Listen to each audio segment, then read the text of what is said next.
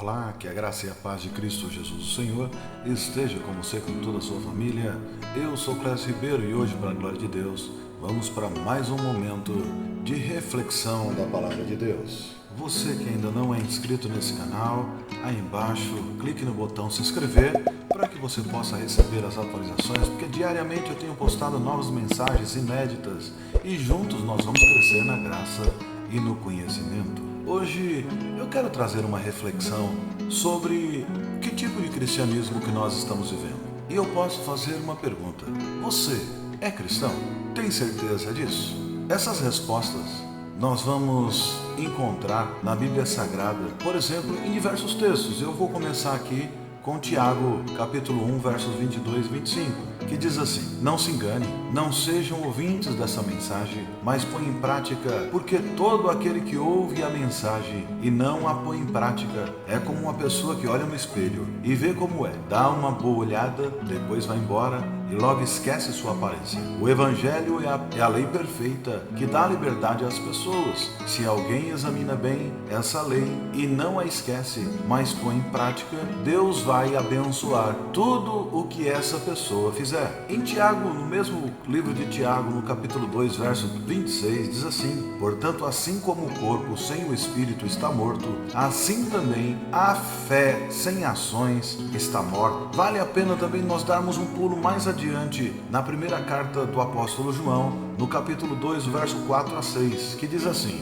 é por meio do próprio Jesus Cristo que os nossos pecados são perdoados, e não somente os nossos, mas também os pecados do mundo inteiro. Se obedecermos aos mandamentos de Deus, então temos certeza de que o conhecemos. Se alguém diz, eu o conheço, mas não obedecem aos seus mandamentos, é mentiroso e não há verdade nele. Porém, se obedecemos aos ensinamentos de Deus, sabemos que amamos a Deus de todo o nosso coração. É assim que podemos ter certeza de que estamos vivendo unido com Ele, unido com Deus. Quem diz que vive unido com Deus deve viver como Jesus Cristo viveu. Queridos, por isso que eu comecei perguntando qual é a qualidade de cristianismo que nós temos vivido.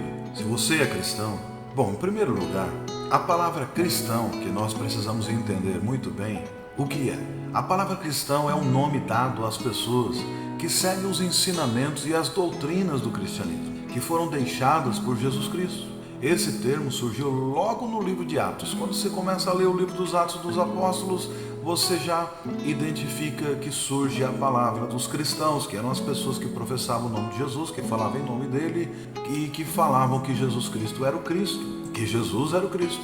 Os cristãos creem que existe apenas um Deus, a quem eles chamam de Deus Pai, como Jesus Cristo lhes ensinou. Já encontrei diversos significados para esse nome. Em alguns dicionários e até mesmo em uma simples busca na internet, nós encontramos um significado que é muito frequente, que fala que cristão é ser um pequeno Cristo, ou seja, uma cópia fiel do verdadeiro. Hoje em dia, ser cristão se tornou apenas um tipo de status. Alguns anos atrás, ser cristão era um sinônimo de honestidade. Nós tivemos inclusive livros que foram escritos quanto a isso. No início do século passado, Max Weber escreveu uma tese muito boa sobre isso. Ele escreveu sobre teoria e ética protestante e é estudado nas universidades até hoje.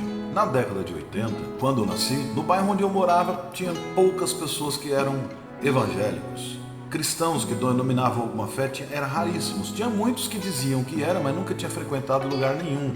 Mas era muito raro. Eu lembro quando criança que eu saía para ir para a igreja, pequenininho, que eu caminhava pela rua, indo com meus pais até a igreja, nós passávamos pelo bairro inteirinho. No meio do caminho o pessoal começava a gritar, glória a Deus, aleluia. E eu naquela simplicidade de criança, eu virei para trás um belo dia e disse, vai treinando, que um dia você vai estar junto com a gente. E eu mal sabia que eu estaria profetizando, porque passado algumas décadas, hoje mais da metade do bairro, eles são de pessoas que se converteram e são genuinamente evangélicos. Na época, quando eu criança, onde eu morava, passava 3, 4, 5 casas tinha um bar, todos eles cheios. Não era aqueles bar pequenininho de bairro, que só tinha ali 2, 3 garrafas de cachaça e só, não era esses bares novos, era coisa antiga, aquelas bodegas, né? E hoje, quando você anda naquele pequeno bairro, tem a mesma quantidade de igrejas que tem de bar. Isso, as igrejas aumentaram, que na época que eu nasci praticamente não tinha igreja.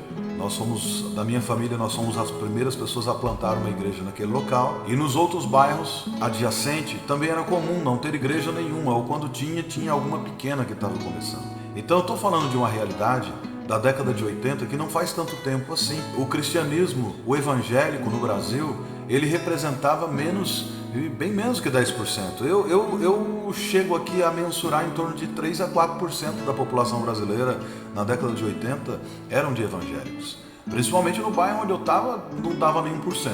Mas com o passar do tempo esse número aumentou. Naquela época, as pessoas que viviam tinham que ter um cuidado muito grande com o que elas falavam, onde andava, o que fazia, porque nós éramos a referência do bairro. Todo mundo falava, aquela família ali de crente. E se tivesse briga, todas as casas tinham briga, todas as casas tinham problemas. Mas se tivesse um problema na casa dos crentes, todo o bairro ficava sabendo. Então até brigar em casa, dentro de casa, a gente tinha que evitar, para não escandalizar o nome do Senhor Jesus. Só que esse número de cristãos evangélicos aumentou. No entanto, o nível desse padrão de vida cristã foi baixando muito, está baixando cada vez mais. E é comum ver pessoas causando escândalos de todos os tipos, e muitas vezes são pessoas públicas que estão na mídia. E povo que de modo geral acabam generalizando e dizendo que o comportamento de um representa o comportamento de todos. O que antes era um símbolo de honestidade, que teve inclusive pessoas que escreveram livros sobre a teoria e a ética protestante, hoje existe inclusive site de fofocas da vida cristã. Hoje tem pessoas que ganham muito views fazendo fofoca de quem pecou, quem deixou de pecar, quem falou isso, quem falou aquilo. Para os caçadores de like, postam escândalos de algumas pessoas evangélicas para que possam conquistar a audiência. Se nós pensarmos isso não muito longe, década de 90 para o início dos anos 2000, era inconcebível pensar que nós veríamos uma revista Tititi Gospel. Não existia no nosso pensamento que alguém ficaria levantando os escândalos para escrever uma revista. Agora você vê que hoje tem canais no Instagram, no YouTube e alguns somente para postar escândalos da vida de outras pessoas. Como se isso fosse agregar, como se isso daí fosse ajudar a ter mais conversões. Escândalos só vai deteriorar a nossa imagem como cristão, que já está E sem contar que hoje aqui alguns que resolveram entrar para a política aqui só por Deus. O que antes era um símbolo de honestidade, irmão, hoje já não é mais. E não é por quê? Porque aqueles que não são cristãos acusam os cristãos, os evangélicos principalmente, de ladrões, ou as coisas piores. Infelizmente, nós vemos pessoas que se destacam com suas vidas públicas e pessoas até mesmo dentro da igreja que são de destaque, que causam muitos escândalos, como cantores, alguns pregadores aí. Se a gente falar para os que partiram para a política, então, irmãos, aí fica difícil, porque nós tivemos aí quase todos os cristãos evangélicos que foram deputados federais e afins, envolvidos em todas as maracutaias. Tá aí, não sou eu que estou dizendo, a máfia da sanguessuga foi só uma das que desapontou. E agora, recentemente, aí, os lobistas do Ministério da Educação, nos meios artísticos, então, cantores gospels fazendo cada escândalo, artistas de televisão, nos meios futebolísticos e outros. São pessoas que se denominam cristãos, mas na verdade são um péssimo exemplo para a sociedade. Queridos, recentemente eu tive notícia e me mostraram de um grupo de pessoas que estavam saindo, era uma quadrilha. Eles estavam orando antes para que Deus abençoasse, para que o trabalho deles fosse próspero. Eles estavam saindo para assaltar, ladrão, usando o nome de Deus em vão, orando para que a vida dele fosse abençoada e próspera. Olha a que ponto nós chegamos. É por isso que vale a pena essa reflexão, nós temos que refletir sobre isso.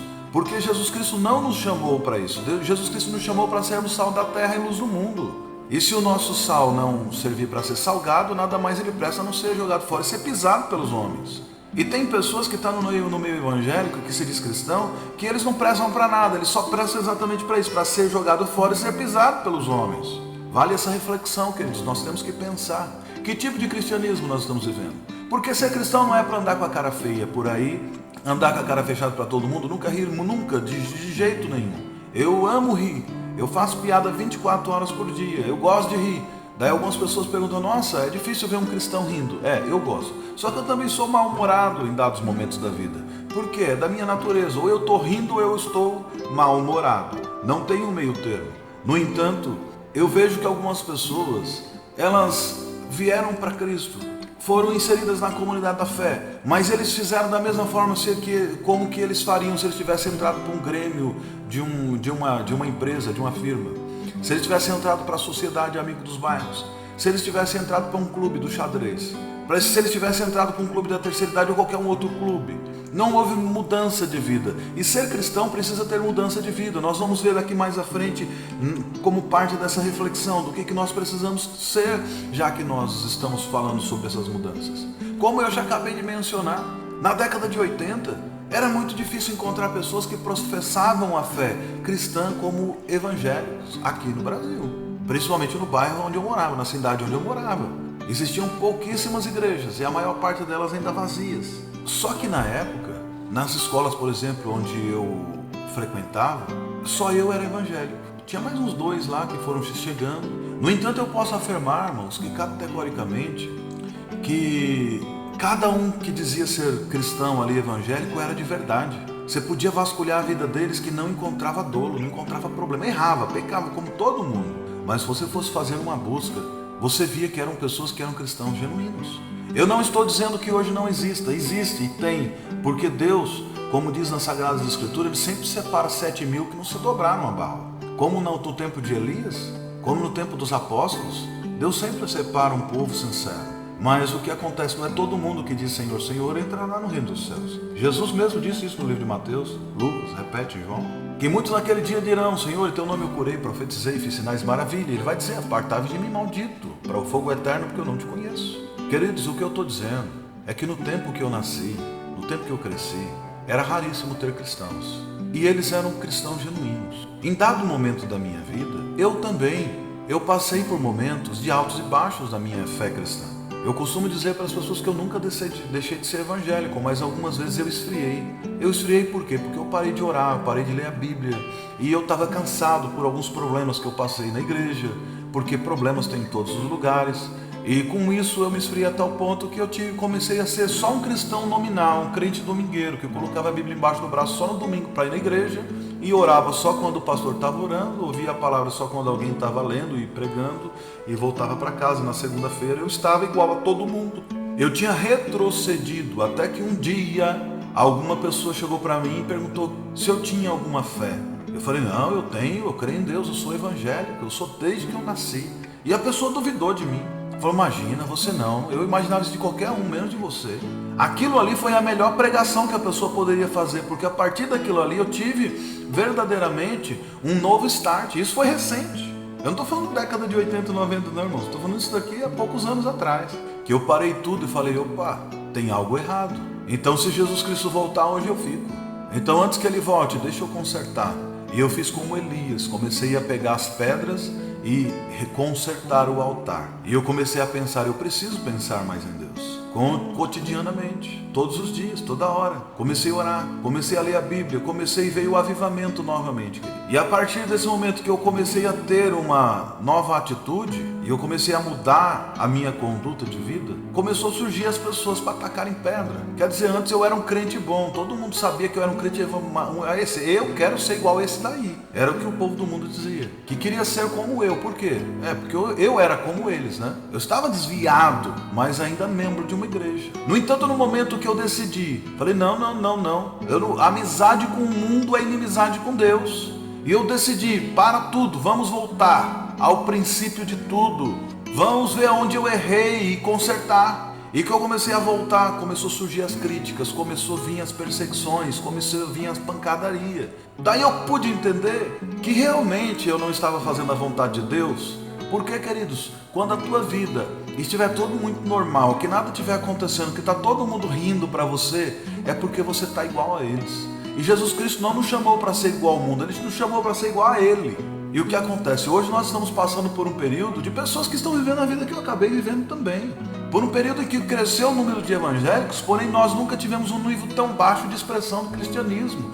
Há muitas pessoas que estão hoje entrando e saindo dentro da igreja, eles parecem ser crentes dentro da igreja, mas quando saem eles parecem com as pessoas do mundo. Não pode existir crente camaleão que toma a forma do lugar. Existem crentes 007, que eles andam pelo mundo, que são agentes secretos. Ninguém imagina que eles são evangélicos, mas são. Nós nunca tivemos um nível tão baixo na expressão do cristianismo como estamos tendo nos dias de hoje. Com isso eu venho fazer uma pergunta: e se Cristo fosse arrebatar a igreja hoje, você subiria? Porque hoje eu digo, eu subiria, mas algum tempo atrás aqui eu não subiria não, porque eu tinha tomado a forma do mundo. Eu não quero aqui colocar em discussão a tese do calvinismo de arminiano, se você é salvo, se não é salvo, se vai ser salvo para sempre, se não é para sempre, não é isso. Se você foi predestinado, se foi a presciência, eu não quero tomar esse caminho. Eu só quero te fazer uma pergunta: com o tipo de cristianismo que você tem vivido, a expressão que você tem dado do cristianismo, você faz parte da igreja que vai subir ou da que vai ficar? Mas a pergunta precisa ser feita. Dói fazer essa pergunta, porque com a qualidade do cristianismo que nós estamos vivendo no dia de hoje, se o arrebatamento acontecesse hoje, eu posso dizer que 1% talvez a igreja subiria. Eu não estou aqui para julgar ninguém, eu estou dando uma amostra do que eu conheço, do que eu tenho visto e conversado com pessoas. Você quer saber qual é a qualidade do cristianismo das pessoas que vão subir? Convoque uma reunião de oração amanhã na tua igreja e fala, vai ser 2 horas de oração. E eu tenho certeza que vai aparecer Pedro, Tiago e João, 3 pessoas, mas a tua igreja tem 300. Queridos, dói ouvir isso. Mas eu entendo que a igreja de Jesus Cristo não vai voltar hoje. Ainda há tempo de nós voltarmos ao arrependimento, voltarmos ao primeiro amor, voltar atrás e corrigir onde nós estamos errados. Se o arrebatamento da igreja acontecesse hoje, se Jesus voltasse para buscar o seu povo, nesse momento, a partir desse momento, eu tenho certeza que você está me ouvindo, você vai subir, porque você já está aí começando a entender aonde você precisa melhorar. Alguma pessoa um tempo atrás me disse que a igreja ela é como um pronto-socorro, que chegam todos os feridos que estão lá. E é verdade, queridos. Você que está aí no pronto-socorro, nesse momento você está indo para o pronto-socorro, você ainda está ferido, você ainda está ali, está todo mundo ali, ainda fazendo uma massagem cardíaca em você está achando que você está vivo e não está, você está perto de morrer. Precisa dar aquela força para que você continue e possa respirar sozinho, teu coração bombear sozinho. Se é que você entende a paráfrase que eu estou fazendo aqui. Queridos, se Jesus Cristo voltar hoje e você subir por um milagre, digamos que você sobe, será que as pessoas ao seu redor vão sentir falta de você? As pessoas que moram no bairro onde você mora, no condomínio onde você mora, na comunidade onde você mora, vão sentir sua falta? O testemunho que você tem dado, que nós temos dado, eu e você temos dado, será que esse testemunho, as pessoas vão falar, fulano subiu porque ele era cristão, ele era evangélico? Ou será que eles falaram, nem sabia que ele era evangélico? Olha, estou surpreso. Queridos, eu digo abertamente, eu já acabei de falar isso. E há algum tempo atrás, no meu passado, para minha sorte, Jesus Cristo não voltou. Porque se algumas pessoas tinham dificuldade de acreditar na minha fé, era porque eu não estava verdadeiramente sendo um pequeno Cristo aqui na terra. Eu estava longe da vontade de Deus. Mas eu era batizado, eu dava dízimo, eu contribuía, eu estava presente em algumas obras assistenciais da igreja. Quando precisava fazer uma reforma, eu estava lá. Se precisasse fazer uma faxina, eu estava lá. Eu estava envolvido na religião, mas o meu cristianismo apontava para qualquer outro lugar, menos para Cristo. Mateus versos 22 ao 39, Mateus capítulo 22, versos 37 e 39, vai nos dizer algumas coisas importantes sobre isso que eu estou falando. Jesus disse assim, ame o Senhor seu Deus de todo o teu coração, com toda a tua alma, com toda a sua mente. Esse é o maior mandamento e o mais importante. E o segundo é mais importante, é parecido com o primeiro. Ame os outros como você ama a você mesmo. O que é ser cristão, querido? Jesus já disse. Ser cristão é primeiramente seguir os mandamentos que Jesus nos ensinou. E que mandamento é esse? Amar a Deus de toda a tua alma, de todo o teu coração, de todo o teu entendimento, o próximo como a você mesmo. Só que nós estamos passando por um período tão difícil que as pessoas não estão sabendo mais nem o que é amar. Tem pessoas que amam cachorro quente, tem pessoas que amam hambúrguer, tem pessoas que amam Coca-Cola. Queridos, amar não é isso, você gosta. O problema é que nós não estamos mais sabendo nem o que é amar. Tem pessoas que não amam a si mesmo. Daí qual é a expressão que ele vai ter? Ele vai fazer igual com o outro que ele faz com ele. Quem não se ama, não ama o outro. Vai amar a Deus de que jeito? E Jesus respondeu-lhe, amarás o Senhor teu Deus de todo o teu coração, de toda a tua alma, de todo o teu entendimento. Este é o primeiro e grande mandamento. O segundo semelhante a este é, amarás o teu próximo como a ti mesmo. Deus não busca pessoas importantes nem gigantes espirituais, queridos. Deus procura aqueles que têm um coração puro, amoroso, voltado para o bem, longe de toda malícia, de toda maldade. Foi Jesus que disse isso: ame a Deus de todo o teu coração, de toda a tua alma, de todo o teu entendimento, e o próximo como a ti mesmo. Para você amar a Deus de toda a tua alma, de todo o teu entendimento, não pode ter espaço dentro de você para o egoísmo, para o egocentrismo. Precisa se humilhar, arrancar tudo que não presta de dentro de você, para que possa entrar o que é verdadeiro, o amor. E depois disso, Jesus ainda acrescenta mais alguma coisa. Olha só Mateus 9,13. Depois Jesus acrescentou: vão aprender o significado deste versículo das Escrituras. Não são os sacrifícios e as ofertas de vocês que me interessam, mas que tenham compaixão. Meu trabalho aqui na terra é de insistir com os pecadores, e não com os que se acham bons, que voltem para Deus. Queridos, eu estava falando exatamente sobre isso. Você não acabou de ouvir? Eu fazia tudo que fosse preciso na igreja. Religiosamente parecia que eu era uma boa pessoa. Mas Jesus diz: não é das suas ofertas que eu me interesso. Vão aprender o significado das Escrituras. O que eu preciso é que você tenha um coração. Salmo 51 já dizia isso. Senhor, eu não faço holocaustos nem sacrifícios, porque o que o Senhor se agrada é de um coração quebrantado e contrito. Muitas vezes nós estamos na presença de Deus, nosso coração não está quebrantado, não está contrito. E aí o problema é grave, né? E é grave. Porque se nós não temos o coração quebrantado, nós não temos o coração contrito, a nossa religião ela é vazia. Ser cristão é sentir uma tristeza profunda quando você vê uma pessoa perdida nas drogas, na bandidagem, na prostituição, na corrupção, no amor desenfreado ao dinheiro, na vida de roubos, assaltos, assassinatos, ou seja, perdido no pecado, na promiscuidade. Ver pais matando filhos, filhos matando pais, pessoas dormindo e morando nas ruas, injustiça social. Tudo isso, quando você sente tristeza no teu coração, quando a tua alma fica angustiada, quando você vê pessoas vivendo nessa situação, você está sendo cristão. Sabe qual é o problema, queridos? Que a Bíblia mesmo, Jesus nos disse que se por multiplicar as iniquidades do mundo, o amor de muitos esfriariam. E o nosso amor está se multiplicando porque por todo lado que a gente olha tem problemas, tem doenças, tem perdição, tem uma vida pecaminosa, tem pessoas sendo destruídas pelo pecado. E o nosso amor começa a se esfriar por essas pessoas. A gente acha, não importa, só que Deus me salve. E esses daí já era mesmo, né?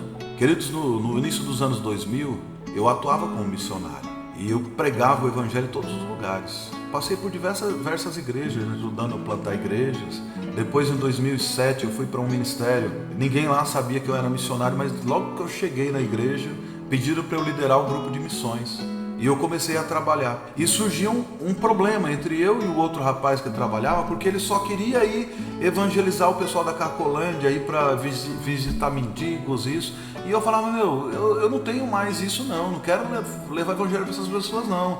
Então, nós dividimos o grupo de missão. Eu ia para as casas, Deus salvou muitas pessoas com isso, tem frutos até hoje. Eu ia fazer evangelismo nas casas, onde a gente entrava, eu dava estudo bíblico. Passei meses. E assim, as famílias inteiras se converteram.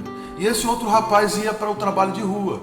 Ele ia fazer evangelismo com os transexuais, fazer evangelismo. Ele, na madrugada, iam levar sopão na madrugada, eles iam fazer, sabe, era um trabalho interessante. Só que naquela época, como as pessoas que estavam sendo batizadas, que estavam se achegando a Deus, que estavam mais próximos da comunidade onde nós estávamos, aquilo ajudou a inflar meu ego. Eu achava, tá vendo aí, eu estou no caminho certo, eu estou fazendo o trabalho de Jesus, eles não.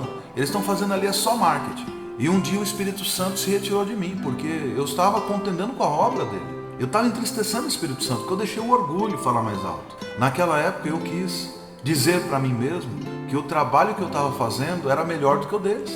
E nós dois, hoje olhando para o passado, nós vemos que nós dois estávamos no caminho certo. Nós estávamos fazendo a obra que Jesus nos chamou para fazer. Cuidar do órfão, da viúva, que Jesus chamou para os doentes. Ele eram os que estavam na rua, na droga, os que estavam passando fome, morando na rua. Só que no meu coração naquela época eu queria evangelizar as pessoas que tinham casas, que precisavam também. Eu queria evangelizar pessoas que tinham posses, porque Jesus não veio só para pobre, ele veio para rico também. Falar que os ricos não entrarão no reino do céu é não interpretar corretamente a Bíblia, porque todos pecaram e destituídos estão da glória de Deus, todos precisam. Quem ama o dinheiro é que não vai entrar no reino dos céus. Quem ama mais o dinheiro do que a Cristo, do que a si mesmo, do que o próximo como a ti mesmo. Tem ricos que amam mais o dinheiro do que a tudo o resto? Tem, mas tem pobre também. Tem pobre que não tem um vintém no bolso, que não tem dinheiro nenhum, mas ama mais o dinheiro do que a Cristo. Isso nós temos que pensar, porque ser cristão é amar mais as pessoas do que a Cristo. Então assim, o que eu estou dizendo? Que naquela época eu cometi um erro.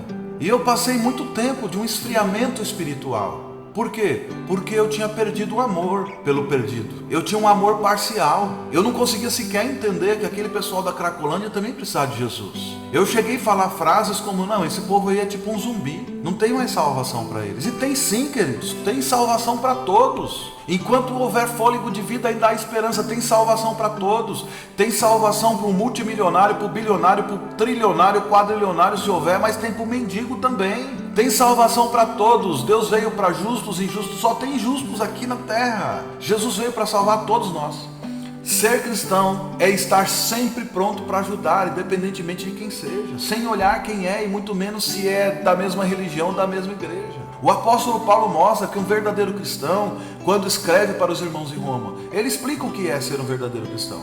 Jesus diz, Paulo diz, digo a verdade em Cristo, não minto, dando testemunho comigo a minha consciência no Espírito Santo, que tenho grande tristeza e incessante dor no meu coração, porque eu mesmo desejaria ser separado de Cristo, por amor de meus irmãos, e não meus parentes segundo a carne.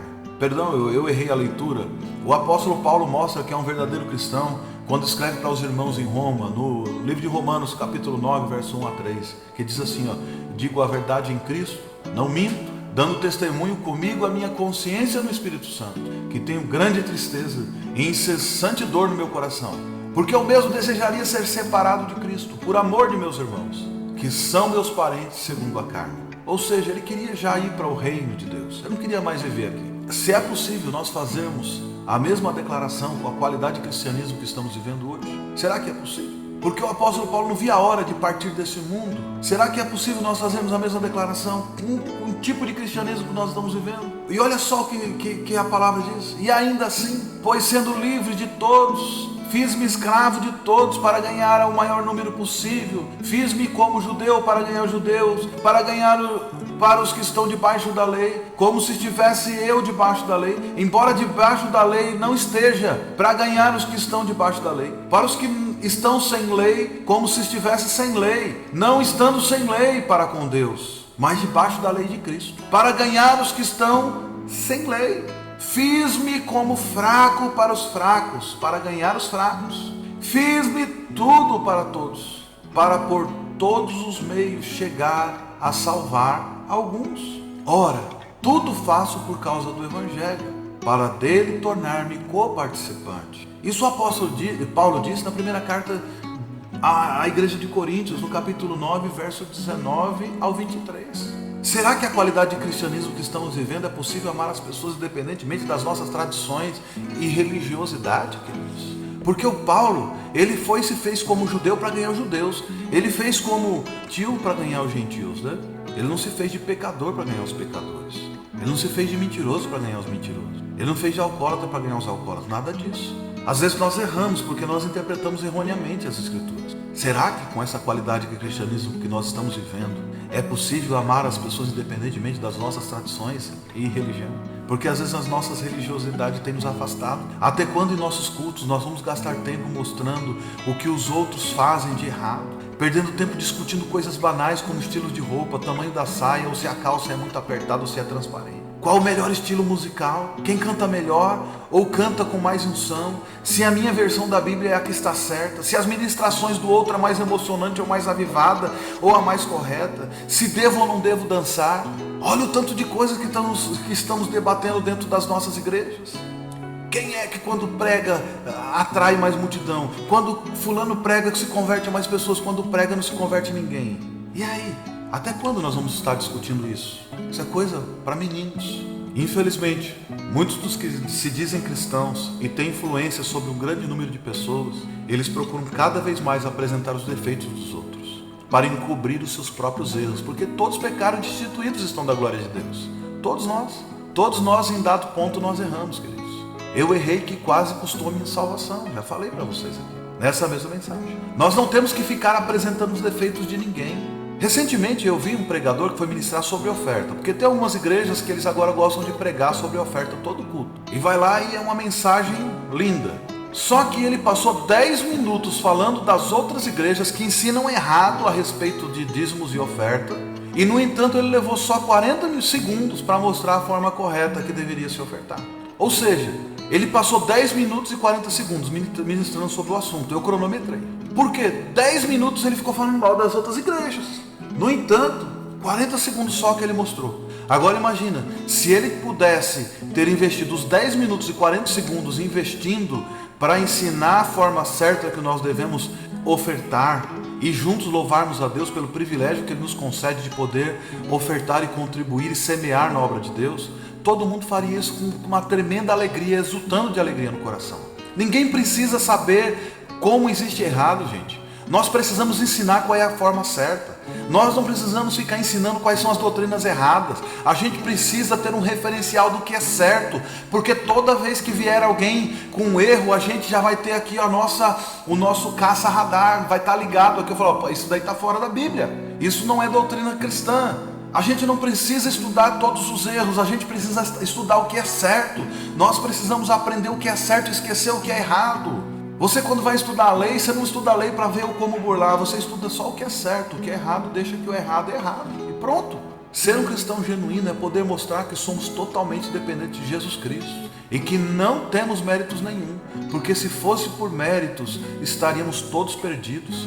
Porque pela graça sois salvos, isso não vem de vós, é dom de Deus. Nós vemos cada vez mais as nossas igrejas cheias. Isso é muito bom, não tem nada de errado nisso. Eu quero mesmo pregar para congregações aí com 500, 1.000, 1.500, 10 mil pessoas, 20 mil, 30 mil, quem sabe um dia encher um estádio. Por que não? Mas não é só números dentro da igreja que nós devemos buscar. Não é só dentro da igreja que nós temos que ser cristãos. Nós temos que ser cristãos, nós temos que ser igreja dentro e fora. Nós devemos levar a palavra de Deus a cada canto da sociedade. Nós devemos ter um testemunho exemplar para que através da nossa vida as pessoas possam ver o quanto é bom seguir e continuar seguindo a Jesus Cristo. Principalmente porque as pessoas escutam mais as nossas ações do que as palavras que saem da nossa boca. Queridos, as pessoas não veem o que a gente fala, elas veem o que a gente faz. Os nossos exemplos de vivendo a vida valem muito mais do que a palavra que nós fazemos. Para ser um cristão genuíno ou ser um cristão de verdade, para isso nós devemos viver como Cristo viveu, fazer as obras que Jesus Cristo fez, andar como Jesus Cristo andou e principalmente amar como Jesus Cristo amou, conforme a carta de João, a primeira carta de João capítulo 3:13, que diz que nisso nós conhecemos o amor que Cristo deu sua vida por nós, nós devemos dar a vida pelos nossos irmãos. Jesus Cristo esteve aqui e as pessoas o seguiam pelo que ele era e não pelo que ele fazia. Tudo bem que teve pessoas que o seguiam também pelo que ele fazia, mas esse ele mesmo mandou embora. Você é como Jesus. Quantas pessoas que você conhece que confiariam a sua vida em suas mãos? Quantas pessoas colocariam a mão no fogo por você? Porque Jesus Cristo colocou sua mão nos pregos para ser cravada na cruz, por mim e por você. Reflita bem nisso, querido. Não preciso de resposta, você não precisa responder nada aí. Você é um embaixador de Cristo Jesus aqui na terra. Portanto, nós estamos aqui falando em nome de Cristo, como se o próprio Deus estivesse pedindo por meio de nós. Em nome de Cristo, nós pedimos a vocês que deixem que Deus os transforme de inimigos dele para amigos dele. 2 Coríntios 5:20 diz isso. Como embaixador, a preocupação nossa deve ser totalmente em representar muito bem o reino de Deus aqui na terra. Nós temos que ser como Cristo. A vida de um cristão deve seguir de acordo com o direcionamento da Bíblia. É a Bíblia que ensina que a nossa palavra deve ser sim, sim ou não, não. Não existe talvez, não existe meio termo, não existe eu vou ver, muito menos depois eu vejo. O que se falar sentado deve ser sustentado de pé. Não dá para ter duas palavras, duas caras e muito menos mudar de opinião de acordo com o soprar do vento. Para um crente o fio do bigode ainda vale, tem valor. A palavra dada não pode mudar, não tem curva. Tiago 5 verso 12 diz assim: porém mais do que tudo, queridos irmãos, não jure nem pelo céu nem pela terra, não por qualquer outra coisa, digo apenas um simples sim ou não, a fim de que vocês não pequem e não recebam a maldição de Deus. Será que nossa palavra tem sido sim, sim ou não, não? Lembre-se que com o passar disso vem do maligno. Jesus mesmo disse isso, Mateus 5,37, que o sim de vocês seja um sim e o não seja um não, pois qualquer coisa a mais que isso vem do maligno. Queridos irmãos, que nesse momento você possa refletir comigo nessa palavra, a fim de que venhamos refletir muito bem nessa questão, para que possamos pensar em como temos agido como cristão, para que não venhamos ser pedra de tropeço na vida de ninguém, porque às vezes o mau testemunho que nós damos em nossas vidas, vivendo uma vida de qualquer jeito, ele mais afasta as pessoas dos reinos de Deus, da presença de Deus, do que ajuda a resgatar vidas para o reino de Deus. E muito menos do que venhamos agir como acusadores da vida dos outros, porque ninguém foi chamado para ser comentaristas de visão teológica da igreja A ou B. Nós não fomos chamados para ficar em debate discutindo temas bíblicos para mostrar que nós temos mais conhecimento que o outro. Como a Bíblia afirma, nós somos corpo de Cristo Jesus e o cabeça desse corpo é Cristo. Então façamos todos perfeitamente a nossa função dentro do corpo e deixamos que os outros membros se preocupem com a função deles. Porque dentro de um corpo todos os membros são importantes para o funcionamento perfeito das funções do organismo. Quem é pé seja pé e não fique a mão criticando o pé. Quem é dedinho não critica o dedão. Quem é coração não critica o rim nem o fígado, porque um depende do outro. Para o pleno funcionamento de um corpo nós dependemos todos um do outro. Então quem canta não é melhor do que quem prega não é melhor do que quem fica na porta, quem evangeliza na rua não é melhor do que quem ora. Apesar, queridos, que eu tenho uma coisa a dizer, no corpo de Cristo todos nós fomos chamados para orar. Não existe o ministério da oração. O ministério da oração é para todos. De pregar é para alguns, de cantar é para alguns. Cada um na sua função, mas orar é para todos. A minha intenção aqui é unicamente trazer uma reflexão que gere em mim e em você uma necessidade real de mudança, para que todos nós possamos, para a glória de Deus, levar a palavra do nosso Deus e levar a vontade dele ao maior número de pessoas possíveis, e que essas pessoas sejam verdadeiramente resgatadas através do nosso testemunho de vida. E isso só será possível se nós estivermos no centro da vontade de Deus para as nossas vidas. Que através dessas palavras nós possamos ser alcançados também. E que nós venhamos experimentar qual é a boa, perfeita e agradável vontade dele, porque tudo isso é em nome do Senhor e Salvador Jesus Cristo.